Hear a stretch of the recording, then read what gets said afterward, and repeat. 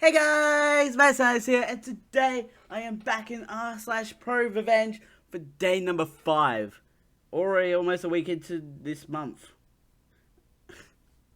But today, once again, I found another short story, so I've got 3 stories lined up. What are the chances that I find 2 short stories in a sea of long stories? But we're gonna start in the middle.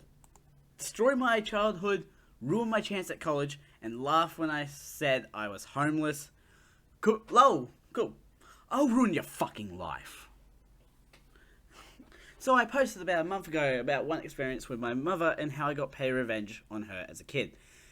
I was initially going to post this story, but I didn't want to seem like a super terrible person.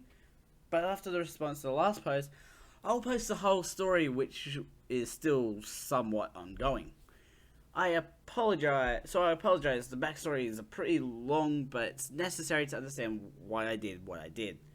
Thanks for your thoughts. For those that have been kindly pressuring me via private message, I made a GoFundMe page warning it's not safe for work. I don't expect much, but I'll be using anything I gain towards securing a place to live. As far as my art page, feel free to ask in the comments. TLDR, my mother abuses me badly for most of my life, as well as my younger siblings. I have to drop out of college and support myself after she drives me to homelessness. She proceeds to laugh at me about me being homeless and denies abuse. So I ruin her life by getting my younger siblings removed and her arrested, making her lose her job, reported her to the IRS, and essentially set her up so that the remainder of her life is full of disaster and hardships. I feel like I might have heard this story. Backstory. My mother was a really shitty person. I have 4 other siblings. 1 older sister, 3 way younger, 3 different dads.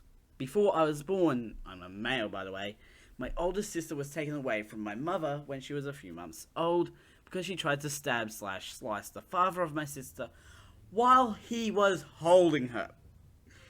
Oh, you are kidding me.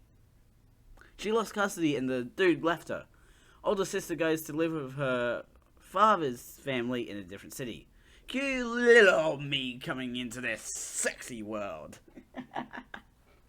My dad went to jail 2 or 3 years after I was born. For a while, I rarely saw him. He's an alcoholic, if that matters. She was a single mother, but she made it work and she worked hard. One of the bigger problems was that she took all of her aggression and hatred of my father out on me, as well as work stress and etc. She dealt with sexual abuse growing up, which I'm sure definitely affected her relationships and how she treated me as well. Anyways, cue me being abused from the age of 4 to 5 to about 17. Every day was hell. She was extremely strict and her perspective was warped. She was also pretty big in stature and had a lot of strength. Examples of her being shitty. I've gotten beaten up badly once because her room was dirty. The dishes weren't washed and I got beaten as soon as I got home. Even if there weren't dishes when I left to school, if I walked too loud, I'd get my ass beat. She broke my nose for looking at her the wrong way on my 10th birthday when she bought me a cake I was allergic to. It had peanuts. She knows I'm slightly allergic but feigned ignorance. It was more or less every day or every other day. She used her fists, elbows, extension cords, hangers, chairs, canes, bats, etc. Whatever she could find, I was getting beaten with. Oh my gosh. Don't tell me that she tried to also choke you at one point with the extension cord. I would never escape to my room for long because she would always call me every few minutes to get her things or yell at me. She never drank or did drugs or anything. Whenever she was upset and I happened to be in front of her, she'd kick me down the stairs to make me hurry up. She put a knife to my neck before and had to be forcefully stopped by her boyfriend of the time. Burnt my Christmas presents from other people. She didn't get me anything that year. And just other really shitty things. The only thing I will say, she tried to really She tried really hard to make up for it with video games and electronics and etc. And it didn't make a difference to me though. It never helped. Oh my gosh. She controlled most aspects of my life. I got by with petty little revenges, peeing in the Lipton iced tea she drank, rubbing her forks and spoons between my butt cheeks before I served her dinner, ignoring her screams for help when she had kidney stones. How the fuck am I supposed to help anyways? But by the time I got to high school, I turned to alcohol. I resented her, and the negative atmosphere affected who I was as a person. I started to be cold and uncaring, calculated. She started kicking me out every few months to tell me to find somewhere else to live by the age 15. She sent me away to a different country for a year and tried to keep my passport, but I made it back to the US with the help of the embassy and my stepfather. She already left by that time and found some other dude. I came back senior year with no credits for the prior grade, which ended with me getting a GED. I spent most of the time I could with my best friend and started working shitty jobs. I was terrible at saving, as I had accumulated loads of shitty habits while growing up, so it didn't make much difference. She eventually told me that if I went to college, I would always have a place to live until I finished. Cue my first 2 semesters at a 2-year college, I maintained a 3.7-ish GPA. My teachers loved me, and it was my escape. Towards the end of my second semester during finals, I came home late one night around 10 p.m. and my mother yanks the door open, screaming in my face, asking when I'll move out. I'm slightly drunk and decide to completely ignore it and walk to my room. If I open my mouth that day, would be the day I blew up and cursed her out. I bet I rarely ever raised my voice at her because it never ended well. Now at this point, I'm 19 and I've been doing school full time with no savings. I'm also fairly fit and could easily take my mum at this point. Never laid a hand on her or any woman. I hate violence. I get to my room. She rips my door open and starts yelling. I say nothing and stare at her. She walks away and calls the police on me, saying that she thought I'd murder her and my younger siblings. I don't know where the fuck she got that idea, as she's the one who nearly killed me many times. I packed everything into a duffel bag and left 5 minutes afterwards. I failed all my finals because I couldn't make it to my school. Things kind of spiraled for the next 2 to 3 years, and the next 2 to 3 years were me on and off homeless. I survived the best I could in a big city with no college degree and made a lot of shitty choices due to my shitty habits. Eventually I found a profitable hobby that gave me meaning, and through that I started to work my way up. Got my own apartment, had a full-time job, and did my hobby on my side.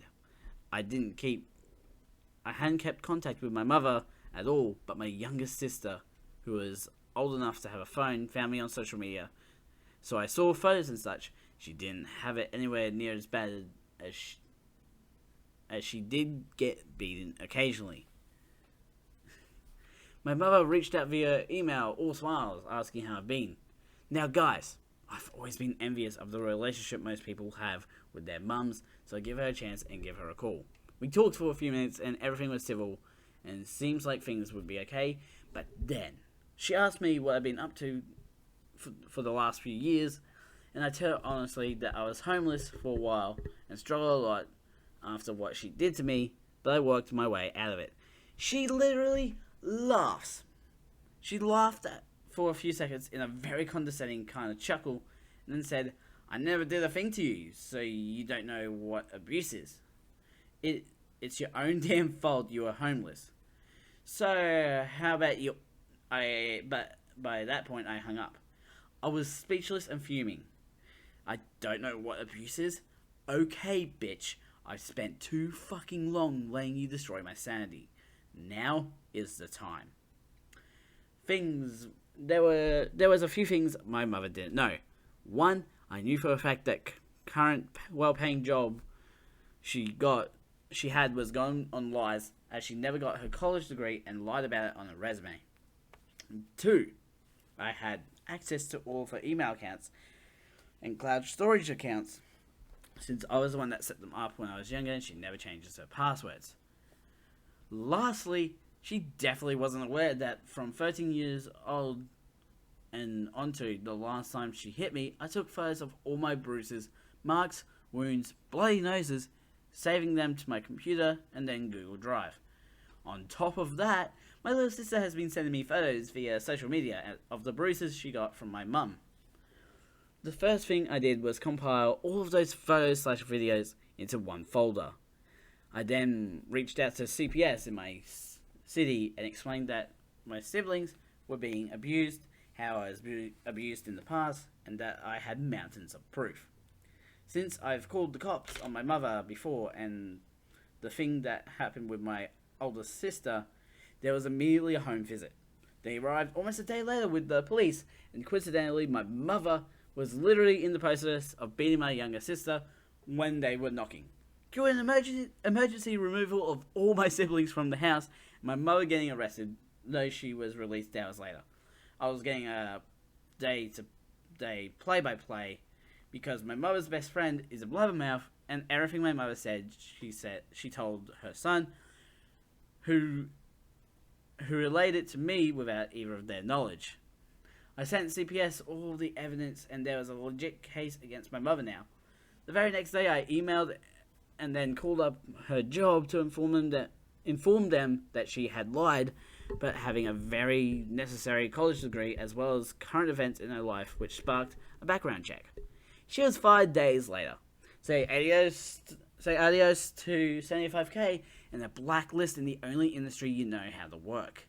I then spitefully deleted every cloud account and email address I ever made for her, which was all of them, which I'm sure will make keeping up with a lot of bills and etc. nearly impossible. I then anonymously reported her to the IRS because of the tax fraud she committed for years by claiming people's children that weren't hers and a lot of detailed information since I lived with her while she did it. So now my mother lost all of her kids and her job. I'm meeting with a caseworker from CPS next week to talk more about what happens moving forward, but I do know they're not going back. I don't know how she's going to pay for her mortgage now and survive. I'm sure she's going to get a call from the IRS who'll be looking for a few $1,000s she owes them. But she also has to go back to court in a few months. Not exactly sure what she's charged with, but I'll update when I find out how everything turns out. Side note, she isn't aware I'm the cause of any of this. I plan on keeping tabs on her and waiting until it seems like she's close to death before I tell her it was me and I peed in the Lipton.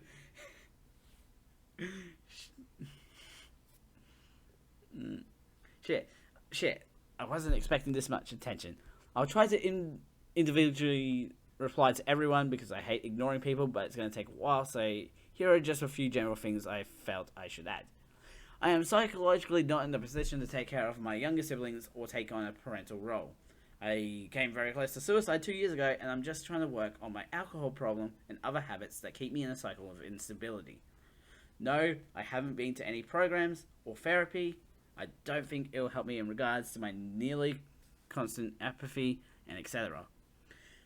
My two younger siblings weren't really bothered that much. It was mostly my little sister, after I left, who got beatings, but luckily it wasn't anything near the level I had to deal with.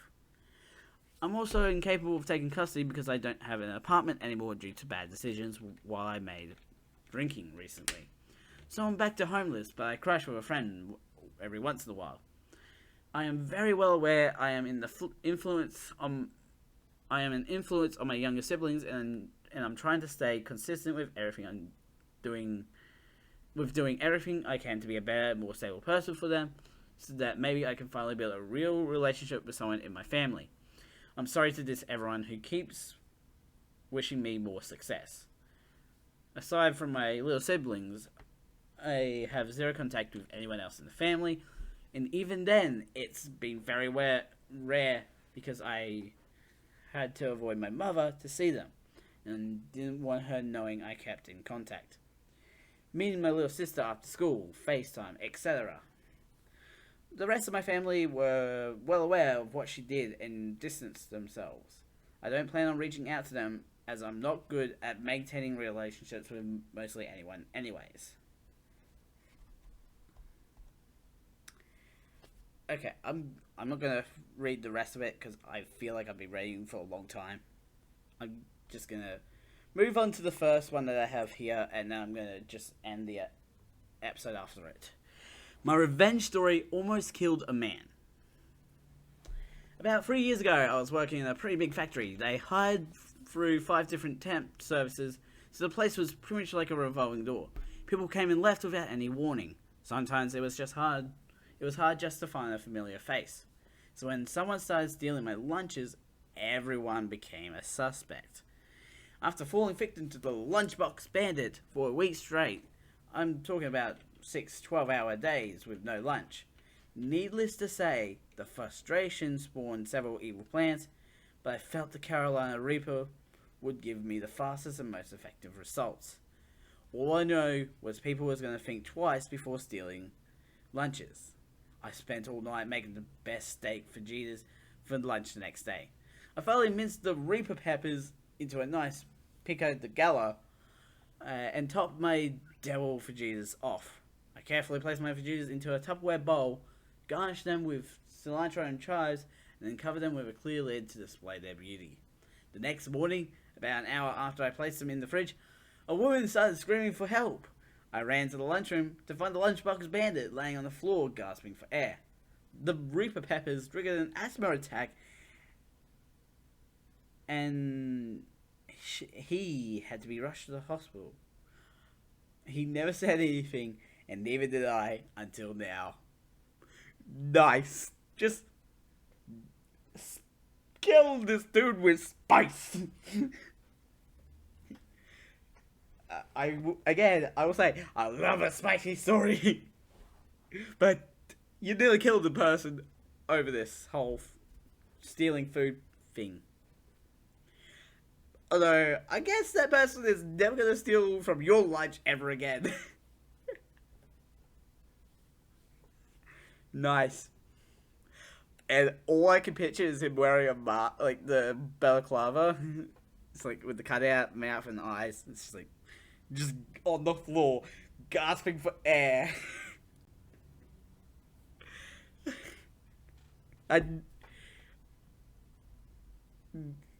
You never expect someone to be allergic to peppers, though. That's an interesting one. Like, it's not in the rare ones, but it's not that common. Okay. I'm going to end the episode here because that other story, probably a bit too long. Links will be in the description to my main channel and also the second channel that you're on right now, with links to the playlist and the last episode. Go check them out for more madness. Anyways, don't forget to subscribe and hit the notification bell so you know when the next video comes out. A ding, a ding. I'm Mad Scientist,